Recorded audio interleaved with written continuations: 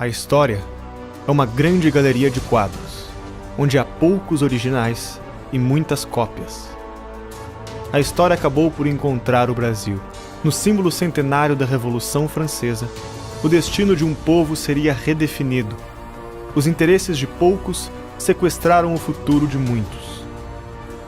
No início do século XIX, quando a família real portuguesa se instalou no Rio de Janeiro e fundou o Império Brasileiro, foi plantada uma semente. Essa semente foi cuidada para que crescesse em terra fértil, para dar bons frutos. Cresceu, frutificou e obteve vigor ímpar. Porém, não se pode dizer o mesmo sobre os países que cercavam o Brasil, que cresceram entre pedras e não formaram raízes, ou foram sequestradas e perderam seu destino. Enquanto a América Latina era um conglomerado de repúblicas com sucessivos golpes e ditadores guerreando pelo poder, o Brasil era uma monarquia constitucional. A coroa, o parlamento e a justiça eram instituições sólidas e alicerçadas no Estado de Direito, nos princípios constitucionais e nas práticas democráticas. Porém, neste momento, era a vez de o Brasil ter a sua semente roubada. As insatisfações de alguns setores da sociedade não seriam por si só motivos para a queda da monarquia.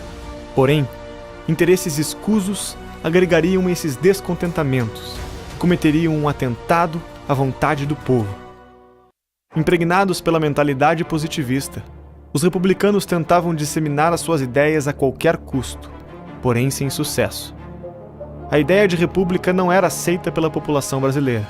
Os candidatos do Partido Republicano raramente se elegiam para algum cargo. Tendo em vista que os republicanos não tinham o apoio da população, a única forma de tomar o poder seria através de um golpe militar. As chances de sucesso desse golpe eram mínimas, pois a Marinha do Brasil era extremamente fiel ao Império. A única esperança dos republicanos estava depositada em Marechal Deodoro da Fonseca, herói da Guerra do Paraguai, mas que estava insatisfeito com o desprestígio da monarquia em relação ao exército. Essa tarefa não seria fácil, pois Deodoro era amigo pessoal do imperador. Foi quando o major Solon Ribeiro colocou em prática uma armadilha para cooptar Deodoro. Solon fez circular uma história inverídica de que o governo havia mandado prender Deodoro da Fonseca junto com Benjamin Constant e o próprio Solon Ribeiro. Os boatos provocaram o efeito desejado. Revoltadas, as tropas se rebelaram nos quartéis. Foi quando o presidente do Conselho de Ministros, Visconde de Ouro Preto, tentou falar com os chefes militares para apaziguar a situação nos quartéis, sendo ignorado.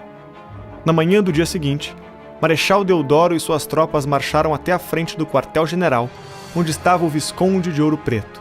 Sob ameaça, Deodoro expulsou o ministro do cargo. É o exército, armado, na rua, sem nenhum apelo popular, indo avisar para um ministro que você não tem mais o cargo e não se atreva a retomar. E Dom Pedro II a gente vê o que faz. Apesar de ter demonstrado firmeza ao destituir o ministério, a queda da monarquia não foi anunciada. Os republicanos temiam que ele poderia se entender com o imperador e formar um outro gabinete apenas para substituir Ouro Preto. Se isso acontecesse, seria a morte do ideal republicano. Era necessário agir rápido. Os positivistas e aí os revolucionários republicanos achavam que se não desse o golpe num período muito curto após a abolição da escravidão, que eles iam perder as suas bandeiras. Qual que era a bandeira dele? Federalismo, que era para onde já estava caminhando a monarquia, né? E o fim da escravidão, que foi abolida pelo Império. Em vez de se dirigir ao Palácio Imperial em Petrópolis, onde estava Dom Pedro, Deodoro voltou para sua casa. Ele estava doente e precisava descansar dos acontecimentos daquela manhã. Aproveitando-se de suas fraquezas, os republicanos viram uma oportunidade para executar o golpe. Redigiram então a moção da proclamação da República, em que Deodoro seria nomeado chefe do governo provisório. Os revolucionários foram até a casa de Marechal para tentar convencê-lo de assinar. Para garantir a assinatura, os republicanos tinham de contar mais uma mentira. No entardecer do dia 15, foram dizer ao Marechal Deodoro que o imperador havia convidado para a presença do Conselho de Ministros, no lugar do Visconde de Ouro Preto, um político gaúcho, Silveira Martins. Deodoro tem um sobressalto, não é esse não, por nada desse mundo. Porque ele, quando Deodoro fora comandante da Praça de Porto Alegre, Deodoro havia disputado com o Silva Martins os amores da filha do Barão do Triunfo. A filha do Barão do Triunfo, que é Adelaide, preferiu ao Silveira Martins. E quando disseram esse não, eles disseram esse não, tá bom, então assine aqui. Apresentaram a ele o documento de proclamação da República. Ele teve a fraqueza de assinar. Quer dizer, a República é um regime que nasceu da disputa de dois homens com uma mulher. Essa é a realidade. Mais tarde, dirigiram-se à Câmara Municipal, onde proclamaram a República. Na improvisada cerimônia, com a falta de símbolos genuinamente brasileiros que representassem o novo regime, foi preciso improvisar. Não por coincidência, foi executado o hino nacional da França, berço dos revolucionários franceses, e foi hasteada uma bandeira que imitava a dos Estados Unidos, mas substituindo as cores originais pelo verde e amarelo. Em Petrópolis, Dom Pedro recebeu o telegrama de Ouro Preto, relatando os acontecimentos. Dom Pedro II, fragilizado de saúde, percebe que a situação está difícil. No dia seguinte, os republicanos decretaram a expulsão da família real do Brasil, determinando um prazo de 24 horas para que o imperador deixasse o país.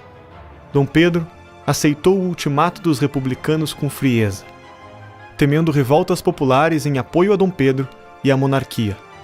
O governo republicano decidiu antecipar o embarque o mais breve possível. A família imperial foi colocada no navio para ser devolvida à Europa às 3 horas da madrugada, porque os militares tinham muito medo de uma revolta popular se o povo soubesse o que realmente estava acontecendo. Acabaram deportando a família real e rompendo completamente os laços que nos mantinham com a coroa portuguesa. Nascia assim o regime republicano. Às pressas, escondido, em meio a trapaças, mentiras e sem nenhum apoio da população. A República, eu digo que foi um golpe mal planejado. No fundo, o que houve era um golpe para derrubar o Ministério Ouro Preto. Toda a conspiração já estava sendo feita pela área positivista, ou seja, o alto escalão, médio escalão do Exército, que, na verdade, havia já mobilizado as tropas para que a deposição do governo Ouro Preto se tornasse no golpe militar. O manifesto que o governo provisório divulgou naquela noite anunciava que o exército tinha declarado a deposição da família imperial e o fim da monarquia, mas em nenhum momento mencionava a palavra república. Benjamin Constant afirmou na noite do dia 15 que no momento oportuno a nação seria consultada sobre a troca de regime. Essa consulta prometida aconteceria somente um século mais tarde, em abril de 1993. Ou seja, 103 anos após o 15 de novembro de 1889. Os brasileiros finalmente foram chamados a decidir se o Brasil deveria ser uma monarquia ou uma república. Tivemos 103 anos de uma república provisória. Então, gostou do vídeo? Antes de fechar, só ouça um recado rápido que eu tenho para você. Aqui em algum dos meus lados tem uma playlist e o botão para você se inscrever no canal. Essa playlist tem os outros trechos da plataforma de membros que nós separamos para você.